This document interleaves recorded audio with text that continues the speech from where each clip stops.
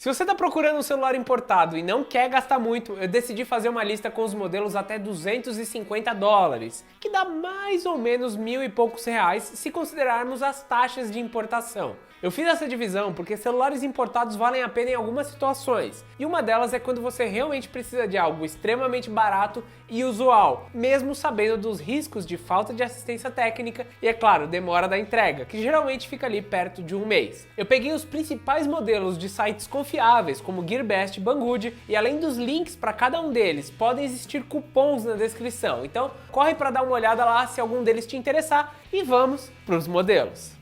O primeiro deles que eu quero falar é o Mi Digi G, que é a cópia mais baratinha e funcional de iPhone que você vai encontrar por aí. Não é que ele é igualzinho ao iPhone, mas ele lembra um pouco e é bem melhor pegar algo que funciona bem do que aqueles iPhone da vida tudo cagado. Por menos de $100 ou lá pelos R$ 500, você consegue um equipamento que, apesar de ser totalmente de plástico na sua parte traseira, conta com um design bem legal e uma configuração muito parecida com o Moto E4. O processador MediaTek 6737 consegue realizar as tarefas mais simples, mas ele engasga em jogos um pouco mais pesados, como Breakneck e Unkilled. Os 2 GB de RAM e 16 GB de memória interna são também boas portas de entrada para usuários que não são hardcore. Infelizmente, a bateria é de apenas 2.000 mAh, o que deve fazer com que o celular chegue no final do dia no seu limite. Ah, e não espere muito das suas câmeras também. Se você quer gastar perto dos R$ 500 e não quer errar a mão, a Xiaomi é uma ótima opção. O Redmi 4 já conta com o Snapdragon 430, um octa-core de 1.4 GHz.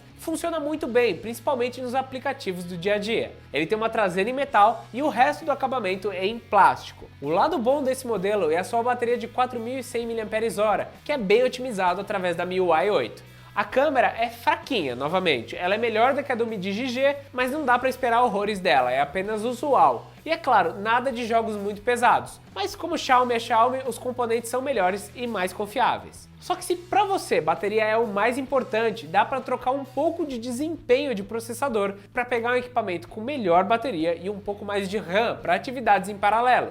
Infelizmente, as câmeras são ainda piores do que o da Xiaomi, mas ele já conta com um carregamento rápido através de um carregador de 18 watts, o que ajuda bastante no dia a dia. De resto, mais do mesmo. É o equipamento para aplicações mais simples, que já vem com sensor de digitais, que até que funciona, mas pode necessitar de mais de uma tentativa. Infelizmente, nenhum modelo importado vem com opção de TV digital, então se essa é a sua intenção, melhor ver os equipamentos nacionais, e para isso a gente também tem vídeo aparecendo aqui em cima. Se você pode gastar um pouco mais, o Elefone P8 Mini é um aparelho que não só já tem um processamento melhor com o MT6750, como já acompanha maior armazenamento interno e memória RAM. O custo-benefício realmente é muito bom para 64 de armazenamento e 4 de RAM. As cores azul e vermelho são também legais, mas a diferença de cor da tampa e do aparelho me decepcionou um pouco depois que eu vi alguns reviews. Outro ponto de atenção sempre presente nos aparelhos da Elefone é a sua bateria, de 2.860 mAh, que de novo devem chegar até o final do dia, mas não muito mais do que isso. Ele possui um par de câmeras traseiras que prometem reduzir o ruído em fotos noturnas e proporcionar o efeito bokeh, mas ele não se sai bem em nenhum dos dois casos. A câmera frontal de 16 megapixels, por outro lado, impressiona para o equipamento dessa faixa de preço, tornando uma ótima opção para quem tira muita selfie e precisa de muito espaço de armazenamento. Para todos os outros casos, pode valer a pena investir em um Redmi Note 4X, que não só tem a mesma bateria de 4.100 mAh, como já trabalha com o Snapdragon 625, capaz de rodar a maioria dos jogos pesados sem problemas, além de fazer um ótimo gerenciamento de bateria.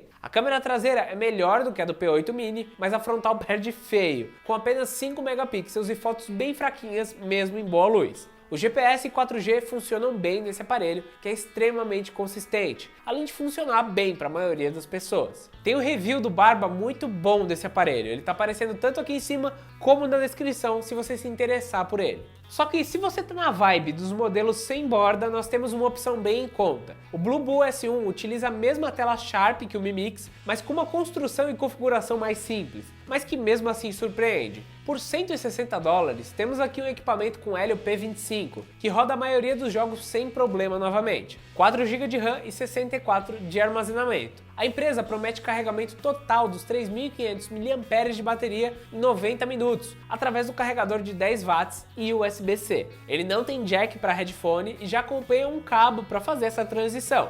Infelizmente, até sair esse vídeo não existiam reviews completos do equipamento, mas as câmeras não devem ser lá grande coisa pelo preço. Então, se ficarem interessados e estiverem vendo esse vídeo do futuro, vale a pena dar uma procurada melhor. Até porque para realmente valer a pena, o Bluebull vai ter que baixar um pouco seu preço. Afinal, por mais 10 ou 20 dólares, você pega o Doge Mix, que se comparado ao anterior vale muito mais a pena. Afinal, temos 6 GB de RAM e 64 GB de armazenamento na versão de 180 dólares, contra 4 e 64 do Bluebull na versão de 160. O processador é o mesmo, possibilitando bastante jogos, e as câmeras, apesar de proporcionarem um efeito bokeh de forma meio ruim, são melhores do que a do anterior e dão bem pro gasto. E quando eu digo que dão pro gasto, é porque falta estabilização nos vídeos, melhor faixa dinâmica para as fotos e qualidade em baixa luz. No geral, esse é um dos modelos mais baratos com 6 GB de RAM, além de ter como benefício essa tela sem bordas, que não é exatamente tão sem bordas assim. Ah, e para entregar uma configuração legal e essa tela, ele teve que abrir mão de alto-falantes melhores e quem sabe alguma outra coisa, que reviews não encontraram até o momento. Esse é realmente um modelo bem interessante e para ficar de olho. Subindo um pouco em faixa de preço, o Verne Mars Pro é uma escolha bem legal. Ele é uma evolução direta do Verne Mars com a mesma carcaça e melhor desempenho. Esse smartphone tem como principais diferenciais o leitor de digitais na lateral e poucas bordas na tela, duas funções que já funcionavam muito bem no modelo anterior. Aliás, a própria tela de 5.5 polegadas já possuía um bom contraste e iluminação, que devem ser mantidas aqui. O mesmo vale para a câmera de 13 megapixels, que se mantém e tem uma qualidade bem legal para um celular dessa faixa de preço, mas a frontal de 5 megapixels realmente decepciona um pouco. A bateria tem um tamanho ok, ele tem carregamento rápido, processador Helio P25, é um celular bem completinho. Outro modelo acima dos 200 dólares que conta com uma construção que impressiona é o Leecole Pro 3. A tela, por exemplo, possui uma boa taxa de contraste e bordas arredondadas. A câmera traseira não é das melhores, já que ainda tem problemas para conseguir uma boa faixa dinâmica e os vídeos parecem ter quedas de frames em alguns momentos. Não existem também muitas configurações manuais possíveis nesse modo. A frontal, por outro lado, se sai muito bem em lugares bem iluminados. Um destaque dele é justamente a boa otimização, junto com o Snapdragon 820, que proporciona uma boa experiência até para os usuários mais exigentes. A bateria de 4.000 mAh parece boa, mas segundo a análise do Ronde, do Geek Antenado, ele conseguiu apenas 6 horas de tela em média, o que dá tipo um dia de uso. Felizmente, o equipamento conta com Quick Charge 3.0, que carrega bem rápido. Ele não tem entrada de fone de ouvido nem de cartão SD, o que limita um pouco seu uso. Por isso mesmo, eu prefiro recomendar o Xiaomi Mi 5. Com o mesmo Snapdragon 820 e 3 GB de RAM, você vai rodar a maioria dos jogos e aplicativos sem problema nenhum. Esse era o processador topo de linha do ano passado, não tem o que errar, então, nesse quesito. A tela de 5.15 polegadas deixa esse equipamento bem ergonômico para aqueles que, como eu, não têm uma mão grande. Afinal, também existem poucas bordas laterais nesse equipamento. As câmeras, apesar de não serem incríveis, já são de melhor qualidade e gravam com 4K, além de terem estabilização ótica. E apesar dos 3.000 mAh serem necessários para apenas um dia de bateria, o carregamento rápido sempre ajuda bastante. Se você se interessar, tem muito review dele entrando em detalhes. O Mi 5 é basicamente a opção para quem não quer errar, já que a marca pode muitas vezes ficar um pouco para trás em configuração, mas geralmente usa componentes de melhor qualidade.